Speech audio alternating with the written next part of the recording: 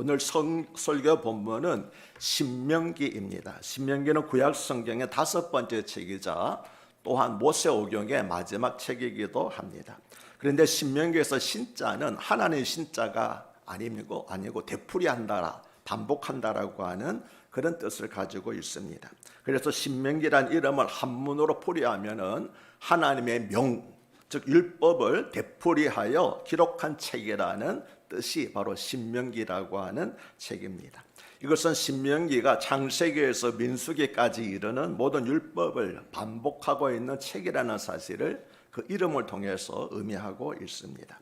모세의 세 편의 고별 설교로 구성된 신명기는 과거에 이스라엘에게 주어졌던 하나님의 모든 율법과 계명을 재해석하여 가나안에 들어갈 새 세대에게 전달한 것입니다.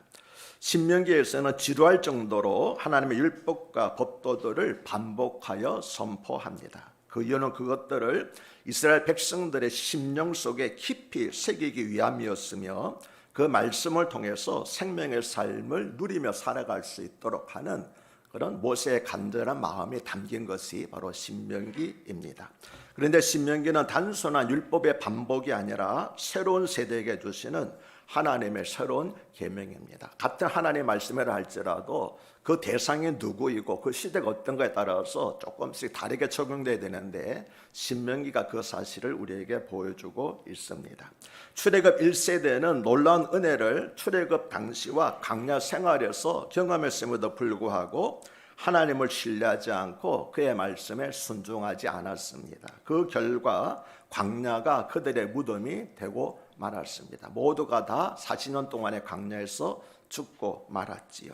이제 새로운 세대는 약속의 땅을 눈앞에 두고 있습니다. 1세대는 광야에서 모두 죽고 광야에서 태어난 제2세대가 이제 새로운 땅 가나안 땅 진입을 눈앞에 두고 있는 것이 신명기의 배경입니다. 제2세대는 가나안 땅에 들어가서 그 땅의 풍성함을 누리고 가나안의 타락한 종교와 문화로부터 하나님의 백성의 정체성을 지키려면은 율법을 마음속 깊이 새겨야만 했습니다. 그래서 모세는 이미 출애굽기와 레위기와 민수기에서 주어졌던 하나님의 율법을 종합 정리하여 출애굽 2세대에게 새롭게 설명함으로써 그들이 하나님의 뜻을 잘 이해하고 그 뜻에 순종하도록 이끌었습니다. 시내산에서 아까 조금 전에 말씀드린 것처럼 시내산에서 하나님으로부터 직접 율법을 수여받았던 1세대는 광야에서 모두 죽었고 실제로 가나안 땅에 들어가서 하나님의 말씀을 실현시킬 사람들은 정작 율법을 알지 못했습니다. 왜냐하면 그 당시에 제1세대가 시내산에서 하나님과 언약을 맺을 때 그때 이제 만 14세 미만의 사람들이었거나 혹은 광야 동안의 생활에서 태어났던 사람들이기 때문에 그들은 율법을 알지 못하였고 또 그리고 율법을 하나님께서 시내에서 언약을 맺을 때 참여하지 않았던 그런 사람들이었습니다. 따라서 모세는 자신이 죽기 전에 하나님과 맺은 언약과 하나님께 주신 명령을 알지 못하는 이 세대에게 약속의 땅에 들어가서 지켜야 할 하나님의 명령을 전수해 주어야 할 강한 사명과 필요를 느꼈던 것입니다. 그런 까닭에 신명기 안에는 너희 하나님 여호와께서 너희에게 기업으로 주사 얻게 하시는 땅에 너희가 들어가 거기 거할 때라는 말씀과 내가 오늘날 명하는 모든 명령을 너희는 지켜 행하라는 말씀이 반복하여서 나오고 있습니다. 앞에서 말씀드렸듯이 신명기는 모두 3편의 설교로 이루어져 있습니다. 첫 번째 설교는 1장에서 4장입니다. 과거 40년 동안의 역사를 회고하면서 1세대들이 약속의 땅에 왜 들어가지 못했는가 하는 그 사실을 일깨워주는 내용입니다. 두 번째 설교는 5장에서 26장, 그러니까 신명기의 대부분의 내용을 차지하고 있는 본론이라고 할 수 있는데 이 세대들이 약속의 땅에 들어가서 지켜야 할 하나님의 명령들을 기록한 것입니다. 그리고 세 번째 설교는 27장으로부터 34장으로서 이 세대들을 하나님 언약에 참여시키면서 율법을 지켰을 때의 축복과 지키지 못했을 때의 저주를 말씀하시면서 경고하신 내용이 바로 이 마지막 세 번째 설교입니다. 먼저 첫 번째 설교를 조금 더 자세히 살펴보도록 하겠습니다. 신명기 1장 2절을 보면 호렙산에서 세일산을 지나 가데스 바네아까지 10하루길이었더라고 말씀합니다. 신명기 1장 2절입니다. 그런데 바로 이어지는 바로 그 다음 구절인 1장 3절은 40째 해 11째 달 그 달 첫째 날에 모세가 이스라엘 자손에게 여호와께서 그들을 위하여 자기에게 주신 명령을 다 알렸다고 말씀하고 있습니다.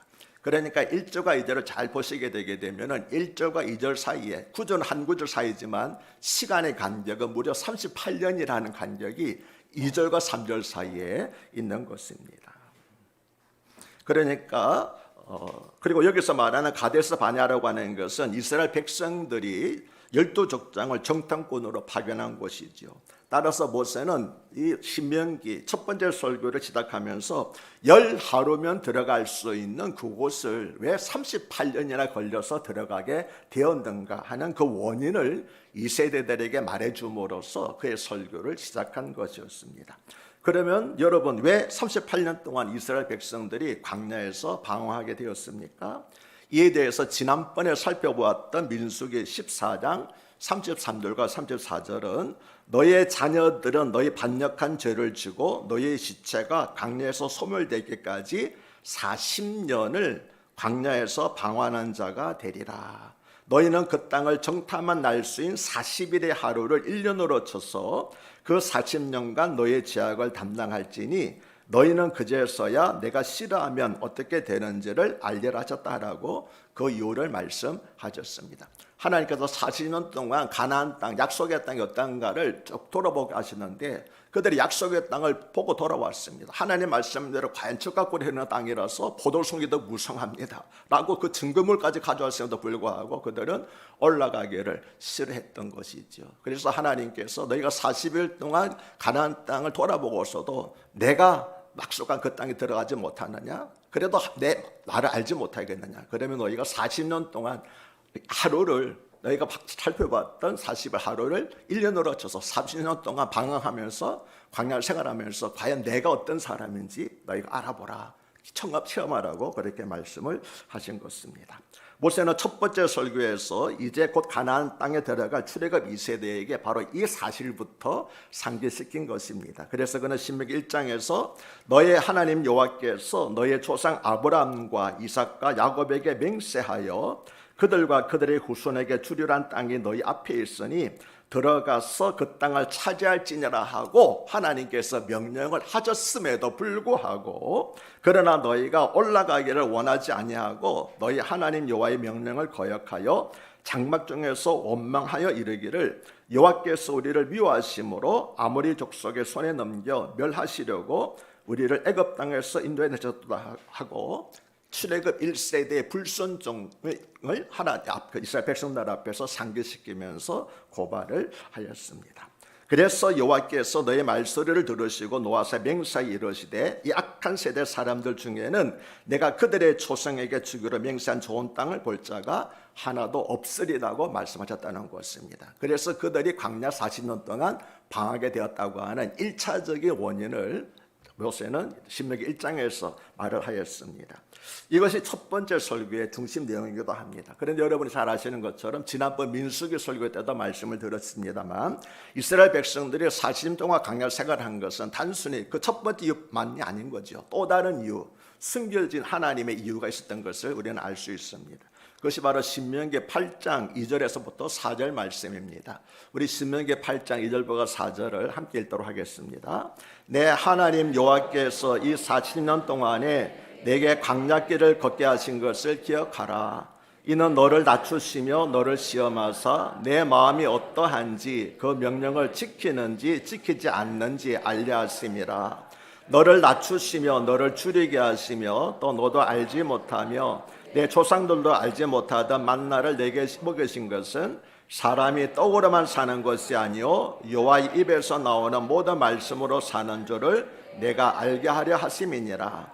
이 40년 동안에 내 의복이 헤어지지 아니하였고 내 발이 부르트지 아니하였느니라. 아멘. 즉 광야 40년의 생활은 하나님이 어떠한 분이시는가를 체득 몸으로 체험하게 하는, 삶을 통해서 체득하게 하는 훈련 과정이었다고 하는 것입니다. 실은 이 사실은 오늘 우리들에게도 동일하게 적용됩니다. 성도들에게 고난이 있는 이유는 우리의 잘못에 대한 하나님의 징계인 동시에 사랑의 연단이라는 것입니다.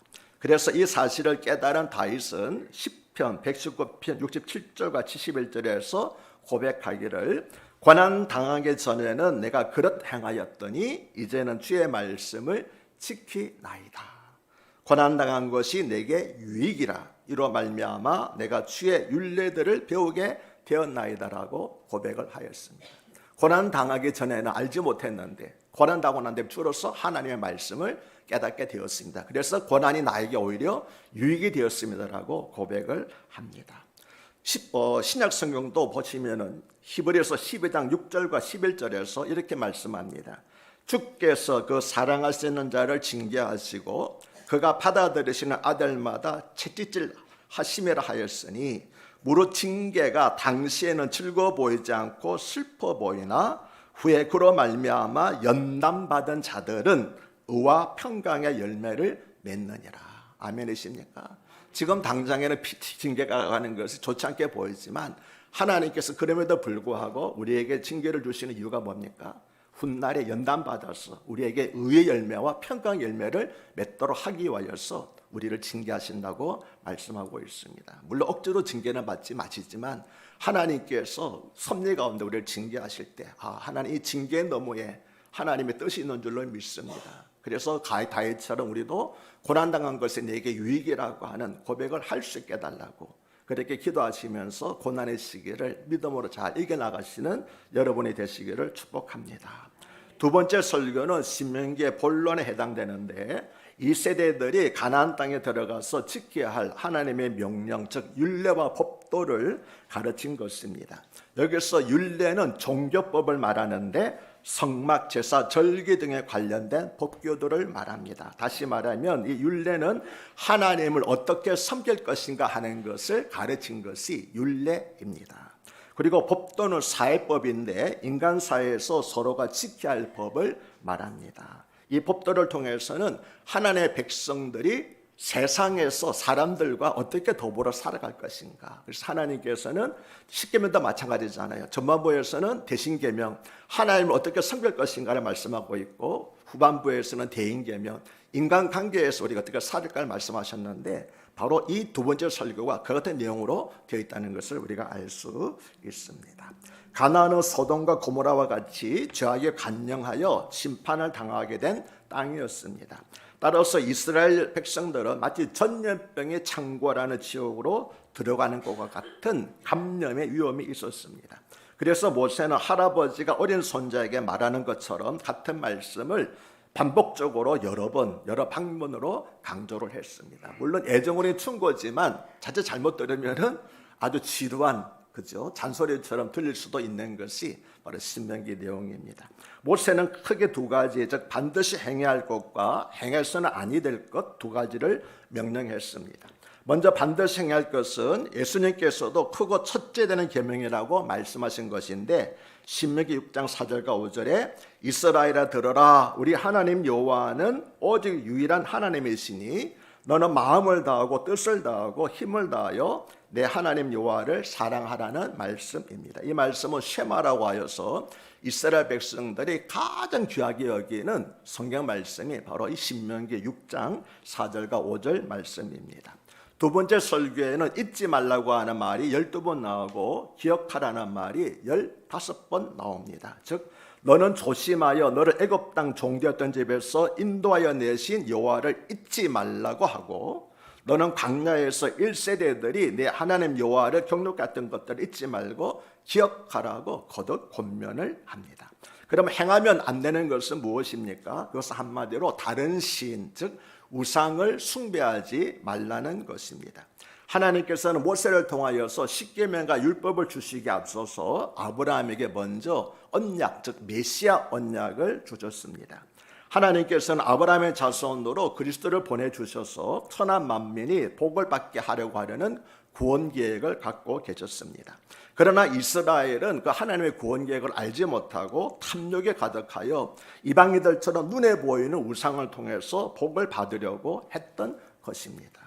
그래서 사도 바울은 골로새서 3장 5절에서 그러므로 땅에 있는 지체를 죽이라 곧 음란과 부정과 사욕과 악한 정욕과 탐심이니 이 탐심은 곧 우상 숭배니라고 경고를 하였습니다. 즉 기복신앙, 무슨 복만을 축복만을 바라고 하는 기복신앙은 우상 숭배와 같다고 하는 것이지요. 이것이 바로 두 번째 설교의 요점입니다. 세 번째 설교는 2세대들을 하나님께서 세워주신 언약과 맹세에 참여시키는 데 목적이 있었습니다. 실은 신명기의 핵심이 여기에 있다고 할 수 있습니다. 왜냐하면 첫 번째와 두 번째 설교는 인간이 행해야 될 윤리라고 할 수 있지만 언약과 맹세는 하나님께서 주신 은혜이기 때문입니다. 제가 출애굽기 설교 때도 말씀을 드렸지만 언약이 먼저이고 윤리는 그 후에 뒤따르는 것입니다. 무슨 말인가 하면은 우리는 하나님의 백성이 되기 위하여서 거룩하게 사는 것이 아니라 전적인 하나님의 은혜로 말미암아 하나님의 백성이 되었기 때문에 거룩하게 사는 것입니다. 아멘이십니까? 그 차이를 아시겠습니까? 하나님의 백성이 되기 위하여서 길을 쓰고 거룩하게 사는 것이 아니라 억지로 거룩하게 사는 것이 아니라 하나님의 은혜로 전적인 하나님의 은혜로 이미 하나님의 백성이 되었기 때문에 하나님의 백성답게 또는 그 은혜에 감사하여 거룩하게 사는 것입니다. 똑같은 말 같지만 전혀 다른 것이라는 것을 여러분 꼭 기억하시기를 바랍니다. 신명기 19장 1절은 호렙에서 이스라엘 자손과 세우신 언약 외에 여호와께서 모세에게 명령하여 모압 땅에서 그들과 세우신 언약의 말씀은 이러하니라고 말씀합니다. 여기서 호렙은 신의 산을 말합니다. 호렙에서 이스라엘 자손과 세우신 언약은 출애굽 1세대와 맺은 언약을 말합니다. 그러나 이 언약은 잘 아시는 것처럼 출애굽 1세대가 신의 산 아래에서 금송아지 우상을 만들어 숭배함으로써 모세가 그 돌판을 집어 던진 것으로 파괴된 것처럼 파괴되고 말았습니다. 그래서 1세대 시내산의 언약은 파괴되고 말한 거예요. 그렇기 때문에 이스라엘 백성들은 더 이상 언약의 백성이 아닌 것입니다. 그래서 이제 언약 백성이 되게 하여서 제2세대들에게 가나안 땅에 들어가기 전에 언약 백성에 대한 언약식을 행하는 것이 세 번째 설교 내용인 것입니다. 모세는 29장 11절 13절에서 너희가 다 너희의 하나님 여호와 앞에 서 있는 것은 내 하나님 여호와의 언약에 참여하며 또 내 하나님 여호와께서 오늘 내게 하시는 맹세에 참여하여 여호와께서 내게 말씀하신 대로 또 내 조상 아브라함과 이삭과 야곱에게 맹세하신 대로 오늘 내를 세워 자기 백성을 삼으시고 그는 친히 내 하나님이 되시려 하심이니라고 말씀을 하였습니다. 다시 말하면 너희들에게 어떤 내가 부담을 주려고 하는 것이 아니라 하나님의 언약을 세우는 이유는 너희 조상들이 시내산에서 언약을 깨뜨림으로써 언약 백성이 아니 되었기 때문에 다시 내가 너희들의 언약을 세워서 나는 너희 하나님이 되고 너는 내 백성이 되는 그런 일을 거행하려고 언약식을 행한다고 말하고 있는 것입니다. 모세는 신명기를 말씀하는 내내 하나님께서 아브라함에게 세워주신 언약, 구체적으로 말하면 메시아 언약을 놓치지 않고 있습니다. 그리고 하나님께서 아브라함이 언약하시고 맹세로 보증하신 것은 가나안이라고 하는 땅에 핵심 있는 것이 아니라 그의 자손으로 그리스도를 보내주시겠다고 하신 메시아 언약의 핵심이 있다는 사실을 계속해서 신명기에서 강조하고 있습니다. 또 십계명을 지킴으로써 하나님의 백성이 되는 것이 아니라 아브라함에게 세워주신 메시아 언약에 참여함으로써 조금 읽으면서처럼 참여함으로써 하나님의 백성이 된다고 그렇게 계속 가르치고 있습니다. 왜냐하면 바울이 로마서 3장 20절에서 말씀한 것처럼 율법의 행위로는 하나님 앞에서 의롭다함을 얻을 육체가 없기 때문입니다. 율법을 지켜서는 거룩한 백성이 될 수 없기 때문에 하나님께서 거룩하게 언약을 통해서 거룩하게 하시는 그 일이 꼭 필요했던 것입니다. 이처럼 구약의 백성이든 신약의 백성이든 오직 하나님께서 은혜로 주신 메시아 언약에 참여함으로써 우리는 하나님의 백성이 될 수 있는 것입니다. 그래서 모세가 2세대들을 언약과 맹세에 참여시키려는 목적에는 신학적인 면과 윤리적인 면이라고 하는 두 가지 측면이 있었습니다. 먼저 신학적인 면은 아브라함의 언약에 입각하여 그들이 하나님의 언약 백성이라고 하는 정체성을 확고하게 세워주려는 데 있었습니다. 그리고 윤리적인 면은 하나님의 백성답게 윤례와 법도를 행하라고 하는 것입니다. 다시 말씀드리면 하나님의 언약을 믿음으로써 하나님의 백성이 되어라. 그리고 하나님의 백성이 되었다면은 하나님께서 주신 명령을 지켜라 라고 하는 말씀, 조금 전에 할 말씀과 같은 거잖아요. 그래서 신명기 전체에서 흐르는 말씀이 바로 이 논리입니다. 하나님의 언약에, 하나님의 은혜에 참여함으로써 뭐가 되라고요? 하나님의 백성이 되어라. 그리고 하나님의 백성이 되었다면 하나님께서 주신 명령과 법도를 지켜라. 왜냐하면 그러할 때 너에게 하나님께서 약속하신 축복이 이루어지기 때문이라고 그렇게 모세는 말하고 있는 것입니다. 신명기의 말씀이 다 중요하지만 그들 중에서 핵심이 되는 구절을 뽑으라고 한다면 바로 오늘 설교 본문인 10장 12절과 13절입니다. 제가 다시 읽습니다. 이스라엘아, 내 하나님 여호와께서 내게 요구하시는 것이 무엇이냐? 곧 내 하나님 여호와를 경외하며 그 모든 도를 행하고 그를 사랑하며 마음을 다하고 성품을 다하여 내 하나님 여호와를 섬기고 내가 오늘날 내게 내 행복을 위하여 내게 명하는 여호와의 명령과 규례를 지킬 것이 아니냐 하는 말씀입니다. 여기에는 중요한 5개의 동사가 이어서 나타납니다. 첫째는 경외하라는 것이지요. 둘째는 행하라는 것입니다. 셋째는 사랑하라는 것입니다. 넷째는 섬기라는 것이고 마지막 5째는 지키라는 것입니다. 이 5개의 동사는 신명기 전체를 요약하는 중요한 말씀입니다. 그런데 10장 13절에서 모세는 율법을 주신 목적이 뭐라고 말하고 있습니까?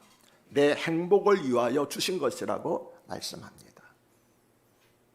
여러분은 율법을 어떻게 생각하십니까? 혹시 인간의 자유를 억압하는 것이라고 속박하고 생각하라고 잘못 생각하고 있지 않습니까? 그런데 모세는 뭐라고 말합니까? 하나님께서 내게 율법을 주신 것은 뭘 위해서 주셨다고요? 너희의 행복을 위하여 주신 것이라는 거예요.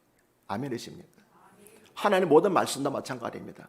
우리를 힘들게 하려고 위해서 말씀 주시는 거 아닙니다. 하나님께서 우리가 명령을 하실 때도 우리를 힘들게 하는 거 아닙니다. 궁극적인 목적은 뭡니까?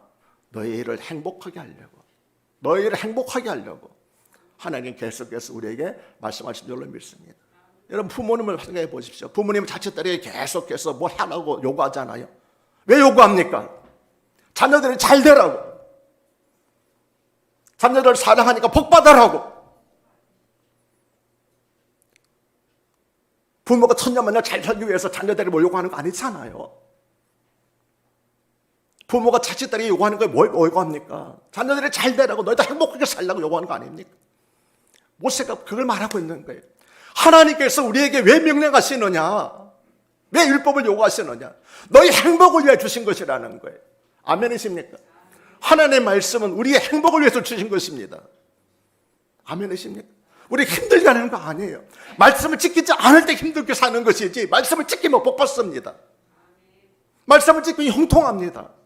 그런데 우리 생각으로 말씀을 지키면 망할 것 같으니까 내 생각 방식대로 살다가 다 망하게 되는 거예요. 모세가 중요한 말 꼭 기억하시기 바랍니다. 율법은 무엇에 주셨다고요? 하나님께서 너희 행복을 위해 주신 것이 아니냐. 믿으시기 바랍니다. 여러분도 이 세상에는 우리 인생들은, 세상 우리들은 자칫하면 죄로 인해서 불행해지기 쉽습니다. 그래서 하나님께서는 죄악에서 우리를 보호해 주시는 것입니다. 우리가 고집을 부리면 치지띠를 통해서라도 말씀대로 살도록 하십니다. 하나님은 부모의 마음과 똑같은 마음을 가지신 분입니다. 그러나 부모는 때때로 이기적일 수도 있습니다. 그렇지만 하나님은 오직 우리들의 행복만을 생각하시고 안타까워하십니다. 그러므로 하나님께서 내게 주신 선한 질서를 행복으로 여기고 지키며 살아가는 여러분 되시기를 바랍니다. 이처럼 신명기는 여호와를 경외하고 율법 안에서 행하고 하나님과 이웃을 사랑하고 하나님을 섬기며 규례를 지키라고 하는 5가지 말씀을 풀어놓은 책이라고 할 수가 있습니다. 그래서 신명기는 엄격한 율법이 아니라 오히려 사랑의 편지라고 할 수 있는 것입니다.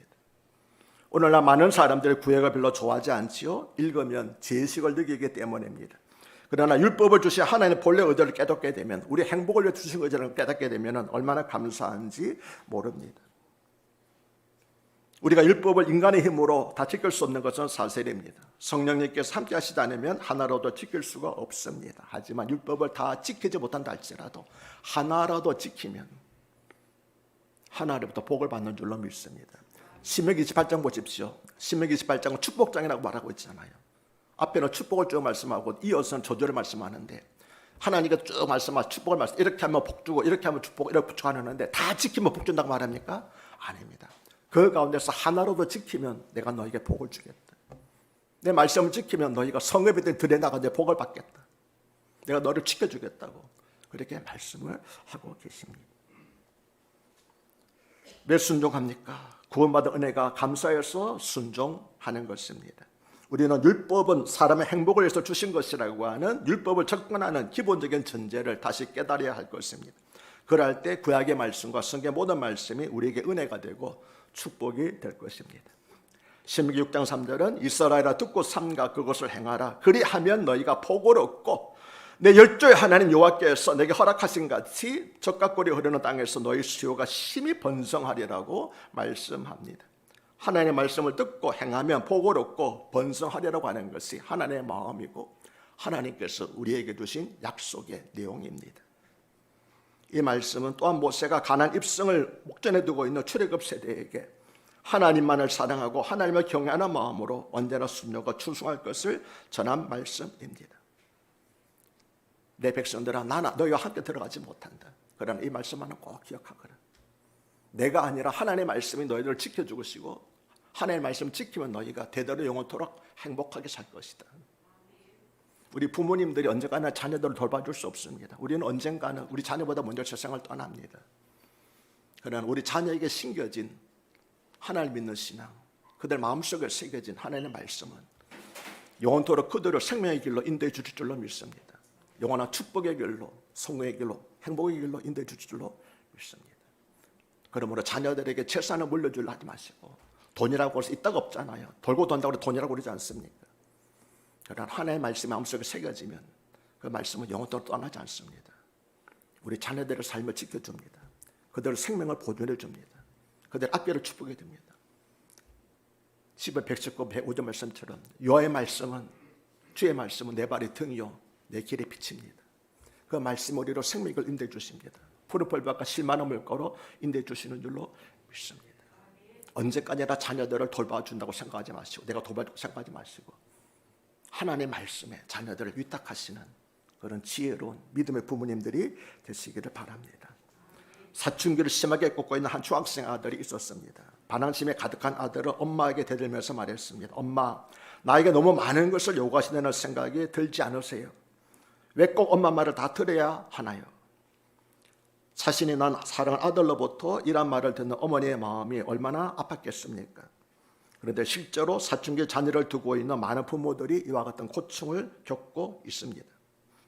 부모는 오직 내가 잘 되기를 바라고 너를 사랑하기 때문이라고 이야기하지만 부모 속을 알지 못하는 자녀는 계속 반항하면서 부모 속만 애태울 뿐입니다. 그래서 부모는 기다림과 인내를 통해서 아이가 성장하고 성숙하여 언젠가는 부모의 마음을 이해해주고 알아줄 때가 있기를 바라고 기도하면서 기다리고 있는 것입니다. 이런 부모와 사랑의 인내가 없다면 아마도 자녀들은 더 어긋난 길로 가고 말았을 것입니다.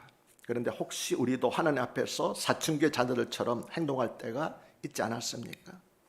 하나님께서 우리에게 생명의 길을 보여줬음에도 불구하고 하나님 나에게 너무 많은 것을 요구하시는 것 아닙니까? 왜 내가 굳이 하나님의 말씀대로 살아야 합니까? 내 행복을 포기하고 이처럼 반항적인 태도로 우리도 하나님을 대한 적은 없습니까? 그렇다면 하나님은 정말 우리에게 너무 많은 것을 요구하고 계십니까? 우리가 하나님께 드린 것이 무엇입니까? 반대로 하나님께 우리에게 주신 것이 무엇입니까? 하나님은 독생하신 아들을 우리를 위해서 내주셨습니다. 물론 우리도 하나님께 드린 거 있습니다. 그러나 하나님께서 우리에게 주신 것을 생각한다면 우리가 드린 것이 아무것도 아니지 않습니까? 그런데 우리는 계속해서 하나님 나에게 너무 많은 것을 요구한다고, 무량을 요구한다고 마치 사춘기 자녀들처럼 그렇게 하나님을 대하고 있지 않습니다. 우리가 하나님을 경외하고 하나님의 말씀에 순종해야 할 이유는 하나님께서 수많은 사랑 가운데서 우리를 사랑하셔서 하나님의 백성으로 선택해 주셨기 때문입니다. 이에 신명기 10장 15절은 여호와께서 오직 내 열조를 기뻐하시고 그들을 사랑하사 그 우선 너희를 만민 중에서 택하였으니 오늘날과 같은 일이라고 말씀을 합니다.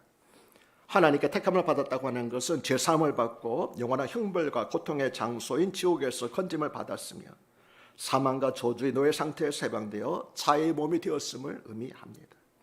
이 세상에는 하나님을 알지 못하고 하나님과 아무런 상관없이 살다가 결국 죽은 지옥을 가게 되는 사람들이 얼마나 많이 있습니까? 그걸 생각한다면 우리는 죄사함과 구원을 받았다는 이거 한 가지만으로도 하나님께 감사하며 순종해야 하지 않겠습니까? 하나님께서 우리에게 요구하시는 순종의 내용은 크게 세 가지로 구분할 수 있습니다. 첫째는 하나님을 경외하며 그 모든 도를 지켜 행하는 것입니다. 둘째는 하나님을 사랑하며 마음과 성품을 다해서 그를 섬기는 것입니다. 셋째는 하나님께서 주신 율법을 지키는 것입니다. 이 세 가지 요구를 두 단어로 요약하면은 사랑과 순종입니다. 하나님께서 우리에게 요구하시는 것은 바로 여호와를 사랑하고 주의 말씀에 순종하는 것입니다. 하나님을 사랑하고 주의 말씀에 순종하는 것만이 우리가 하나님께 복을 받고 살아가는 생명의 길입니다. 우리가 하나님을 사랑하고 주의 말씀에 순종하면 가장 행복한 삶을 살게 될 줄로 믿습니다. 이제 설교를 마칩니다. 신명기는 복습의 책입니다. 이 책은 앞에 최성경, 출애굽기와 레위기와 민수기에서 하나님께서 이스라엘 백성들에게 베푸신 가르침과 명령들을 되풀이하고 있습니다. 우리도 하나님의 말씀을 듣고 또 들어야 됩니다. 왜냐하면 로마서 10장 11절 말씀처럼 믿음은 들음에서 나고 들음은 하나님의 말씀으로 말미암기 때문입니다. 하나님의 말씀을 계속 들을 때 우리 믿음이 돈독해지는 줄로 믿습니다. 신명기는 또 사탄의 시험을 이길 수 있는 강력한 무기입니다. 예수님께서 사탄으로부터 광야에서 3번 시험 받으셨잖아요. 예수님께서 어떤 말씀, 어떤 책에 있는 말씀으로 3번 물리치셨습니까? 모두가 다 신명기에 있는 말씀입니다. 수많은 성경이 있지만 예수님께서는 오직 신명기에 있는 3가지 말씀으로 사탄의 유혹을 물리치셨습니다. 사랑 여러분들도 이 신명기를 읽음으로써 우리를 유혹하는 모든 유혹으로부터 이기시를 바라고, 이 신명기의 말씀은 축복의 책이 아닙니까? 축복의 말씀을 계속 순종해 들어보나 말미암아 하나님께서 예배하고 약속하신 신명기 28장에 기록되어 있는 모든 축복이 여러분의 축복이 되시기를 주의 이름으로 다시 한번 축복합니다. 하나님 아버지, 오늘 말씀을 통하여서 비교적 긴 말씀이지만 신명기가 얼마나 우리에게 중요한 말씀인가를 나누었습니다. 하나님의 말씀을 무겁게 생각하지 말게 하시고 하나님께 우리에게 복 주시기 위해 주신 말씀으로 생각하고 사랑과 순종함으로 이 말씀을 지켜서 복받는 저희 모두가 되게 하여 주시옵소서. 예수님을 받들어 감사하며 기도합나이다.